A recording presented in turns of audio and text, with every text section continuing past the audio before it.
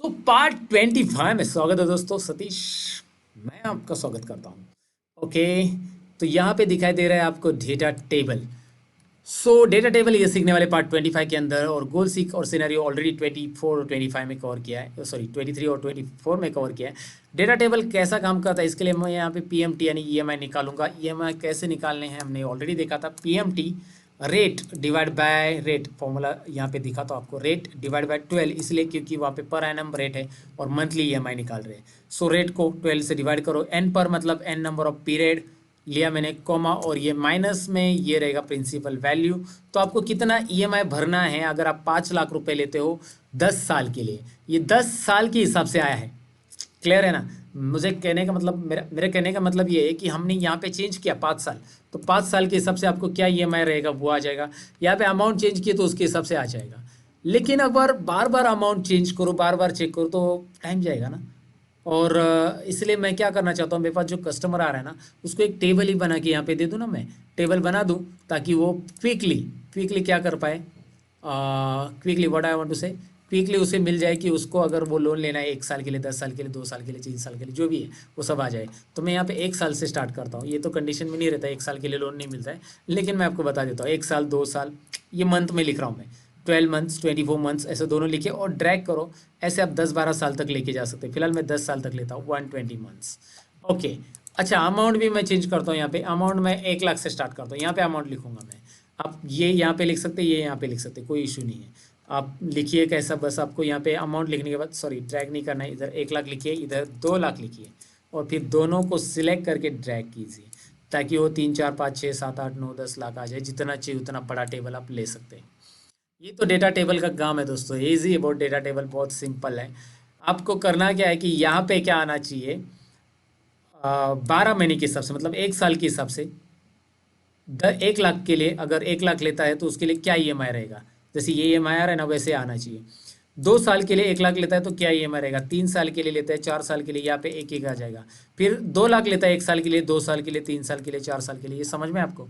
तो ये चीज़ें हैं यहाँ पे, ये मुझे यहाँ पे रिजल्ट चाहिए। क्लियर? वैसे आप यहाँ पे बदल दोगे तो यहाँ पे रिजल्ट आते जा रहा है, लेकिन बार बार मुझे नहीं चाहिए, इसलिए मुझे डेटा टेबल क्रिएट करना है, डेटा टेबल की हेल्प लेनी है। सो डेटा टेबल लेते समय एक बात याद रखनी है यहाँ पे, कि यहाँ पे मंथ्स आपको लिखने हैं, यहाँ पे आपको क्या लिखना है, अमाउंट लिखना है, लेकिन इसके बीच में जो इंटरसेक्शन वाली सेल आती है ना, इसके सामने ये वाला फॉर्मूला जरूर रहना चाहिए। पीएमटी का फॉर्मूला यहाँ पे नहीं है तो डेटा टेबल कुछ काम का नहीं है, नहीं होगा काम का। अच्छा, आपको यहाँ पे 1 ईयर लिखना है ऊपर, तो 1 ईयर लिख दो, 1 ईयर, 2 ईयर, 3 ईयर, ऐसा आप लिख के रख सकते हो। ऊपर आप ऐसा हॉरिजॉन्टली इसे ड्रैग कीजिए, और ये सीरियली आने के लिए आप सीरियली आ जाएगा, सॉरी ड्रैग कीजिए, मैंने उसे कंट्रोल प्रेस किया इसलिए ड्रैग करके करते हुए नहीं आया। ऊपर ऐसा लिख के रखिए बस, डेमो के लिए आप ये कैलकुलेशन में यूज़ करेंगे, ये बस दिखने के लिए आप यूज़ कर सकते हैं, ऐसा डिस्प्ले के लिए वगैरह मैं यहाँ पे यूज़ कर रहा हूँ। सेंटर वगैरह रखो, इसको बॉर्डर दो, फॉर्मेटिंग दो, बहुत सारी चीज़ें आप यहाँ पे कर सकते हैं यार, ये बताने की ज़रूरत नहीं मुझे, यू आर स्मार्ट यूज़र। फिलहाल मैं आपको यहाँ पे दिखाऊँ कि करना क्या है। इसे सिलेक्ट कर लो, टाइम पास नहीं करेंगे, इसको सिलेक्ट कर लो और यहाँ से यहाँ तक सिलेक्ट कर लो। सॉरी, नीचे एक्स्ट्रा सेल सिलेक्ट होगी, आपको यहाँ तक सिलेक्ट कर लेना है। फिर जाना है कहाँ पे, डेटा मेनू में जाना है, और हम व्हाट इफ एनालिसिस में ये आखिरी पॉइंट देख रहे हैं, डेटा टेबल, और डेटा टेबल पे क्लिक करना है। अब देखिए, जैसे क्लिक करोगे छोटा सा डायलॉग आएगा, जैसे छोटा सा डायलॉग बॉक्स आएगा, जैसे गोल सीक में आया था, रो इनपुट सेल और कॉलम इनपुट सेल। अब यहाँ पे वो आपको इनपुट करना है कि भाई रो में क्या है आपके पास और कॉलम में क्या है।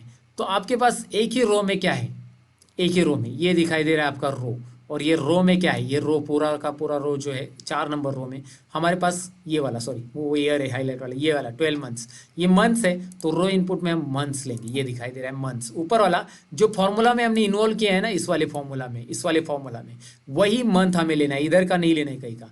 तो ये वाला मंथ्स लिया, ध्यान से देखिए क्या लिया, D3। और कॉलम इनपुट में क्या है, ये प्रिंसिपल वैल्यू है ये वाली, तो ये फॉर्मूला में कौन सी इन्वॉल्व है, ये वाली वैल्यू इन्वॉल्व है, तो वही ले लो। और बस D3 D2 यहाँ पे ले लिया, क्या लिया समझ में होगा आपको। ओके कीजिए, now check it out the result. आप अगर 1 साल के लिए 1 लाख लेते हो तो हर एक महीना आपको 8,791 रुपये भरने पड़ेंगे। वही आप 2 लाख लेते हो तो इतना भरना पड़ेगा, 3 लाख लेते हो 1 साल के लिए 4 लाख। अगर यही कैलकुलेशन देखना चाहते हैं, ये क्या है, 5 साल के लिए 5 लाख रुपए, तो 5 लाख रुपए 5 साल के लिए ये रहा, 5 साल के लिए ये सेम है। ये देखिए, ये मैं इसको अलग कलर कर देता हूँ ताकि आपको समझ में आ जाएगा। यहाँ पे देखिए, ये और ये वैल्यू क्या आ रही है, सेम आ रही है। मैंने हाईलाइट कर दी बस आपको दिखाने के लिए, यानी कि ये सारी वैल्यूज करेक्ट है इसका मतलब। तो आपको यहाँ पे आसानी से डेटा टेबल क्या कर रहा है, आसानी से आपको एक रिजल्ट दे रहा है क्विकली, जो कि आपको यहाँ पे दिखाई दे रहा है। मैंने इसको ऑल बॉर्डर्स कर दिया, आप करके देख लीजिएगा। ये था पार्ट 25, ये था पार्ट नंबर 25 दोस्तों। Thank you very much for watching.